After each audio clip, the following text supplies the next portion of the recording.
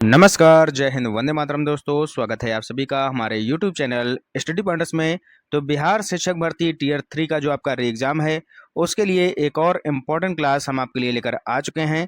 और ये क्लास होने वाली है बिहार राज्य से संबंधित प्रश्न, यानी कि जो बिहार का भूगोल है, उसके यहाँ पर हम क्वेश्चन देखने वाले हैं।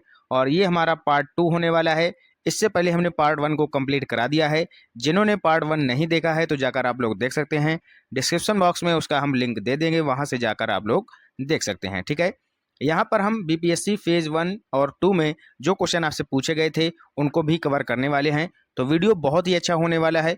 वीडियो को आप लोग सबसे पहले कर दीजिएगा लाइक और शेयर। चैनल से पहली बार जुड़े हैं तो चैनल को सब्सक्राइब कर लीजिएगा, बेल आइकॉन को प्रेस कर लीजिएगा, जिससे कि आने वाली वीडियो का नोटिफिकेशन आपको समय से मिल सके।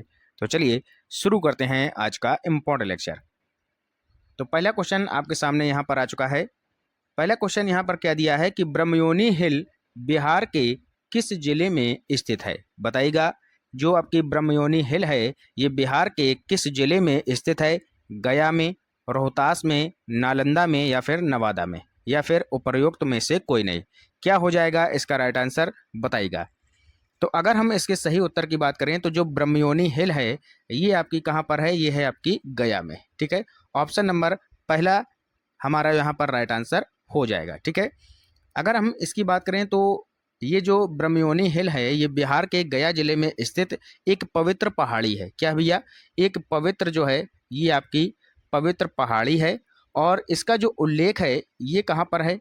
ये भी क्वेश्चन कभी कभी पूछा जाता है कि जो ब्रह्मयोनी हिल है, ये जो पहाड़ी है, पवित्र पहाड़ी है, इसका उल्लेख कहाँ पर है? तो इसका उल्लेख बच्चों कहाँ पर है? महाभारत में। ठीक है भैया, महाभारत में इसका उल्लेख है। और इसका उल्लेख जो है बौद्ध अभिलेखों में भी मिला है। कहाँ पर मिला है? बौद्ध अभिलेखों में भी इसका जो है उल्लेख मिला है। तो ये बात आप लोग यहाँ पर याद रखिएगा। क्लियर हो गया क्वेश्चन? नेक्स्ट क्वेश्चन देखिएगा, क्वेश्चन नंबर दूसरा। निम्नलिखित में से कौन सी नदी फतुहा के पास गंगा में मिलती है? बताइएगा। निम्नलिखित में से कौन सी नदी फतुहा के पास गंगा में मिलती है? सोन, पुनपुन, सकरी या फिर बालन?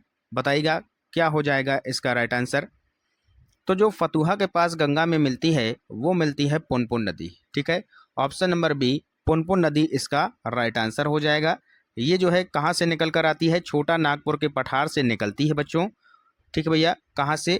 छोटा नागपुर के पठार से ये आपकी निकलती है। इसके बाद कहाँ जाती है? इसके बाद आपकी औरंगाबाद ज़िले में जाती है। कहाँ पर जाती है? औरंगाबाद ज़िले में जाती है। और देन इसके बाद ये जो है पटना में जो है कहाँ पर मिलती है? किससे? पटना में जाकर गंगा से मिल जाती है। क्लियर है? नेक्स्ट क्वेश्चन आगे देखिएगा, क्वेश्चन नंबर तीसरा। निम्नलिखित में से बिहार का कौन सा भू आकृतिक खंड झारखंड के साथ अपनी सीमा साझा नहीं करता है? बताइएगा कौन सा भू आकृतिक खंड है जो झारखंड के साथ अपनी सीमा साझा नहीं करता है? ये आपसे पूछा गया है। पहला ऑप्शन दिया है गंगा सोन विभाजन, दूसरा है अंग मैदान, मगध मैदान, चौथा है आपका मिथिला मैदान, या फिर उपरोक्त में से कोई नहीं या उपरोक्त में से एक से अधिक। बताइएगा क्या हो जाएगा राइट आंसर? और ये जितने भी क्वेश्चन हम यहाँ पर आपको करा रहे हैं ये प्रीवियस ईयर एग्जाम में पूछे गए हैं, तो क्वेश्चन को बहुत ही ध्यान से पढ़िएगा। क्लियर है? बताइएगा इसका राइट आंसर क्या हो जाएगा? तो इसका जो सही उत्तर हो जाएगा वो हो जाएगा मिथिला मैदान। ये जो है यहाँ पर झारखंड के साथ अपनी सीमा साझा नहीं करता है। ऑप्शन नंबर डी यहाँ पर आपका राइट आंसर हो जाएगा। क्लियर है? चलते हैं आगे, नेक्स्ट क्वेश्चन देखिएगा। गंगा नदी की दियारा भूमि का नामकरण निम्नलिखित में से किससे संबद्ध है? बताइएगा। जो गंगा नदी है इसकी जो दियारा भूमि है इसका जो नामकरण है ये जो है किससे संबंधित है? ये आपसे पूछा गया है। दिया से, डहर से, देवरा से, दायरा से। तो अगर आप लोग ध्यान से पढ़िएगा, ये जो दियारा शब्द है इसको हम ऐसे लिखा जाता है। ठीक है, यहाँ पर गलत लिखा है, दियारा इस तरीके से लिखा जाएगा। तो ये किससे संबंधित है? आप देखिएगा ये जो आगे के दो अक्षर हैं दिया, ठीक है, तो ये दिया से संबंधित है। ऑप्शन नंबर पहला ही इसका राइट आंसर हो जाएगा। ठीक है, इससे आप लोग याद रख सकते हैं जो दियारा है इसका जो नामकरण हुआ है वो दिया से हुआ है। दिया का मतलब क्या होता है बच्चों? मिट्टी का दीपक। क्लियर है? इतनी बात समझ में आ गई। तो दिया का मतलब हो गया ये आपका दियारा, दिया से बन गया आपका दियारा। और दियारा का मतलब क्या होता है? कि भूमि का वह टुकड़ा जो दशकों से रेत के जमाव से गंगा नदी के बीच में बना हुआ है उसको हम दियारा बोलते हैं। क्या भैया बोलते हैं? भूमि का एक ऐसा टुकड़ा जो दशकों से, कई सालों से यहाँ पर रेत का जहाँ पर एक तरीके से जमाव होता रहता है गंगा नदी के बीच में, उसे ही हम दियारा बोलते हैं। ठीक है, क्लियर है।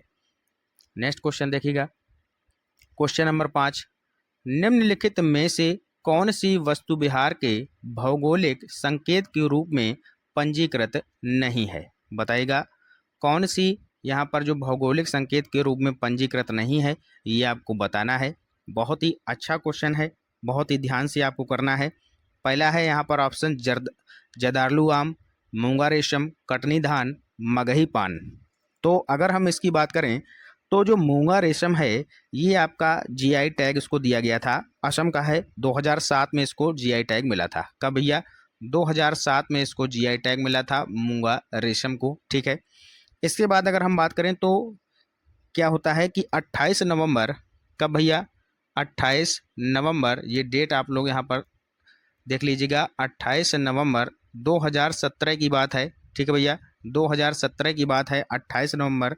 इसके लिए क्या होता है कि भौगोलिक संकेत जर्नल के अंक में यहाँ पर क्या होता है, बिहार के जो आपके जर्दालू आम है, ठीक है, कटनी धान है और मगही पान है, ठीक है, इन सब को क्या किया जाता है, इसका उल्लेख यहाँ पर इसमें जो है किया गया है, किसमें?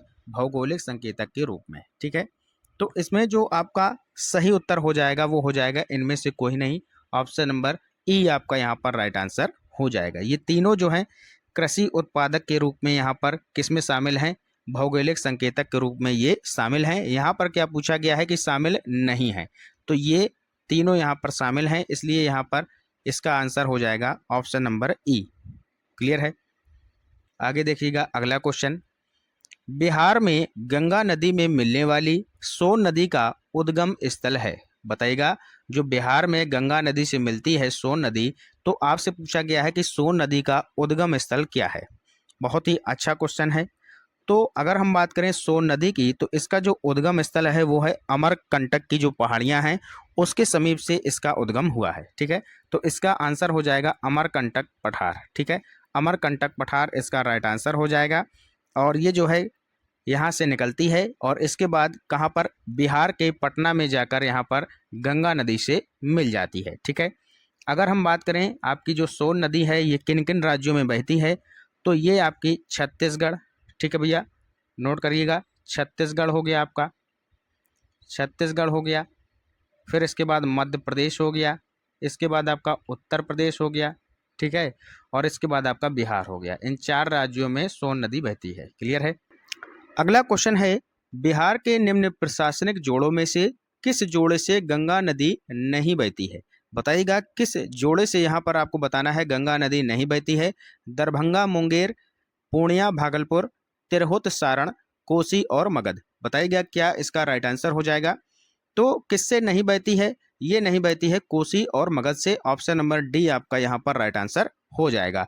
अब जरा आप लोग यहाँ पर ये देख लीजिएगा कि गंगा नदी का यात्रा का जो सही क्रम है वो यहाँ पर क्या है। सबसे पहले बक्सर आएगा, फिर भोजपुर, फिर सारण, पटना, वैशाली, समस्तीपुर, बेगूसराय, खगड़िया, मुंगेर, भागलपुर, कटिहार आदि।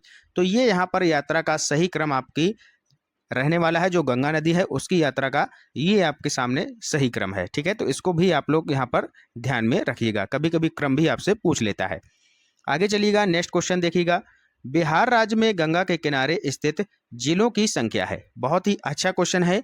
बिहार राज्य में जो गंगा के किनारे स्थित जिले हैं उनकी संख्या कितनी है, ये आपसे पूछा गया है। 21 है, 17 है, 12 है या फिर 15 है। बताइएगा क्या हो जाएगा इसका राइट आंसर। तो जो गंगा के किनारे स्थित जिले हैं उनकी संख्या है यहाँ पर 12। कितनी है भैया? 12 इसका आपका राइट आंसर हो जाएगा।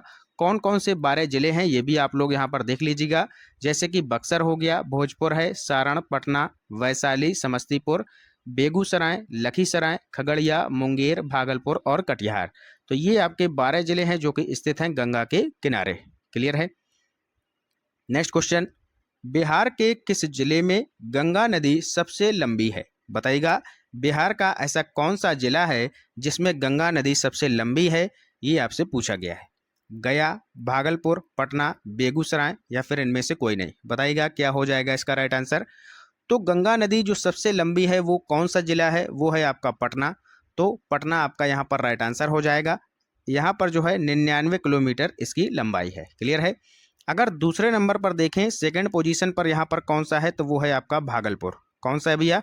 भागलपुर है। यहाँ पर कितनी लंबी है? यहाँ पर है 97 किलोमीटर, यानी कि 2 किलोमीटर कम है इससे। क्लियर है। तो सबसे ज़्यादा लंबाई पटना में, ऑप्शन नंबर सी आपका यहाँ पर राइट आंसर हो जाएगा। अगला क्वेश्चन देखिएगा, बिहार में प्रवाहित होने वाली निम्न नदियों में से उत्तर की ओर प्रवाहित होने वाली कौन सी नदी है? तो उत्तर की ओर यहाँ पर प्रवाहित होने वाली नदी आपसे पूछी गई है। बताइएगा क्या हो जाएगा राइट आंसर। पहला ऑप्शन है बागमती, दूसरा है कमला। तो अगर हम बागमती और कमला की बात करें तो ये दोनों नदियाँ दक्षिण की ओर प्रवाहित होती हैं। ठीक है, इसको याद रखिएगा, ये आपकी दक्षिण की ओर प्रवाहित होती हैं। और जो पुनपुन नदी है और जो सोन नदी है, ये दोनों नदियां आपकी उत्तर की ओर प्रवाहित होती हैं। तो आपका सही आंसर क्या हो जाएगा? सी भी है और डी भी है। तो सी और डी आप दोनों तो लगाएंगे नहीं, इसलिए आपको ई लगाना होगा, क्योंकि यहाँ पर लिखा है उपरोक्त में से एक से अधिक। अगर एक से अधिक आंसर हैं तो आपका आंसर हो जाएगा ऑप्शन नंबर ई। क्लियर है, ई आपका यहाँ पर राइट आंसर हो जाएगा। अगला आगे देखिएगा, और वीडियो अगर आप लोगों को अच्छा लग रहा है तो लाइक कर दीजिएगा। आपके एक लाइक से हमें मोटिवेशन मिलता है कि और अच्छा कंटेंट हम आपके लिए लेकर आ सकें। ठीक है, चैनल से पहली बार जुड़े हैं तो चैनल को सब्सक्राइब कर लीजिएगा और वीडियो को शेयर भी कर दीजिएगा। अगला क्वेश्चन देखिएगा, कौन सी नदी को बिहार का शोक कहा जाता है? बहुत ही अच्छा क्वेश्चन है, कई बार एग्जाम में पूछा गया है और कई बच्चों को इसका आंसर भी पता होगा। एक तरीके से ये आपका सिंपल क्वेश्चन है।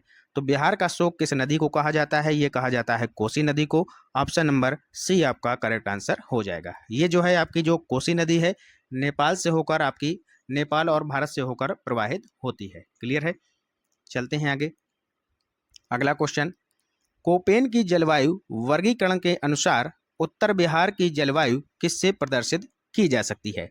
तो कोपेन की जलवायु वर्गीकरण के अनुसार उत्तर बिहार की आपको जलवायु यहाँ पर बताना है, किससे इसको प्रदर्शित किया जा सकता है। तो इसको प्रदर्शित किया जाता है CWG। ऑप्शन नंबर ए यहाँ पर आपका राइट आंसर हो जाएगा। क्लियर है। नेक्स्ट क्वेश्चन बताइएगा, बिहार के किस कृषि जलवायु क्षेत्र में सबसे अधिक जिले हैं? बिहार के किस कृषि जलवायु क्षेत्र में सबसे अधिक जिले हैं, ये आपसे पूछा गया है। उत्तर पूर्व में, उत्तर पश्चिम में, दक्षिण पूर्व में या फिर दक्षिण पश्चिम में? तो सबसे ज़्यादा जो जिले हैं वो हैं आपके उत्तर पश्चिम में। ऑप्शन नंबर बी आपका यहाँ पर करेक्ट आंसर हो जाएगा। ठीक है, तो उत्तर पश्चिम में यहाँ पर सबसे ज़्यादा जिले हैं। नेक्स्ट क्वेश्चन बताइएगा, मुजफ्फरपुर, दरभंगा तथा चंपारण जिलों में से कौन सी मिट्टी अधिकांशतः पाई जाती है? तो बताइएगा इन जिलों में कौन सी मिट्टी अधिकांशतः पाई जाती है? काली मिट्टी, नवीन जलोढ़ मिट्टी, प्राचीन जलोढ़ मिट्टी या फिर लाल मिट्टी? तो अगर हम बात करें जैसे कि मुजफ्फरनगर है आपका, दरभंगा है, चंपारण है, ठीक है, तो यहाँ पर आपकी नवीन जलोढ़, ऑप्शन नंबर बी, नवीन जलोढ़ मिट्टी यहाँ पर पाई जाती है। नवीन जलोढ़ मिट्टी यहाँ पर कैसे बनती है, इसका निर्माण कैसे होता है? तो जो नदियाँ हैं वो अपने द्वारा जो मलबा लाती हैं, उसी मलबे से यहाँ पर जलोढ़, जो आपकी नवीन जलोढ़ मिट्टी है, इसका निर्माण होता है। इसी को हम खादर बोलते हैं। ठीक है, तो इसका निर्माण इस तरीके से होता है, जो मलबा होता है उससे हो गया। और ये मिट्टी जो होती है ये आपकी धान के लिए उपजाऊ होती है, बहुत ही अधिक। धान हो गई, जैसे कि आपका गेहूं हो गया, ठीक है, गेहूं की फसल के लिए बहुत ही लाभदायक है। पटसन हो गया, ठीक है भैया, इसके साथ साथ आपका जैसे गन्ना हो गया, तो ये सारी फसलें यहाँ पर इसके लिए बहुत ही उपयोगी होती हैं। ठीक है, तो नवीन जलोढ़ इसका राइट आंसर हो जाएगा। अगला क्वेश्चन देखिएगा, बिहार का सर्वाधिक जूट उत्पादक जिला कौन सा है? सर्वाधिक जूट उत्पादक जिला कौन सा है? तो ये हो जाएगा पूर्णिया। ऑप्शन नंबर डी आपका यहाँ पर राइट आंसर हो जाएगा। और जो जूट जिस तरीके से, कौन से क्षेत्र में ये जो है अच्छी तरीके से उत्पादित होता है, तो ये होता है आर्द्र क्षेत्रों में। ठीक है, तो पूर्णिया इसका राइट आंसर हो जाएगा, ऑप्शन नंबर डी। क्लियर है। आगे देखिएगा नेक्स्ट क्वेश्चन, और ये होगा आज की क्लास का हमारा अंतिम प्रश्न। प्रधानमंत्री मोदी जी ने मंडल बांध परियोजना की नींव किस नदी पर बनाने के लिए रखी थी? बताइएगा कौन सी नदी पर इस परियोजना को बनाया गया है? मंडल बांध परियोजना, कोसी, बूढ़ी गंडक, फल्गु या फिर उत्तरी कोयल? तो इसको बनाया गया है उत्तरी कोयल। ऑप्शन नंबर डी इसका राइट आंसर हो जाएगा। ठीक है, 5 जनवरी 2019, क्या भैया 5 जनवरी 2019 को मोदी जी के द्वारा यहाँ पर झारखंड के पलामू जिले में, कहाँ पर भैया, पलामू जिले में, जो झारखंड का एक जिला है, पलामू जिले के मेदिनीनगर में ये जो है मंडल बांध परियोजना की शुरुआत की गई थी। क्लियर है, याद रखिएगा, बहुत ही इंपॉर्टेंट क्वेश्चन है। ठीक है, तो ये था हमारा आज का इंपॉर्टेंट लेक्चर। इन 16 क्वेश्चंस में से आपने कितने जो है क्वेश्चन सही किए हैं, जरूर हमें कमेंट बॉक्स में बताइएगा। और ऐसे ही पढ़ते रहिए और आगे बढ़ते रहिए। मिलते हैं नेक्स्ट इंपॉर्टेंट क्लास के साथ, तब तक के लिए good bye, have a nice day, जय हिंद, जय भारत।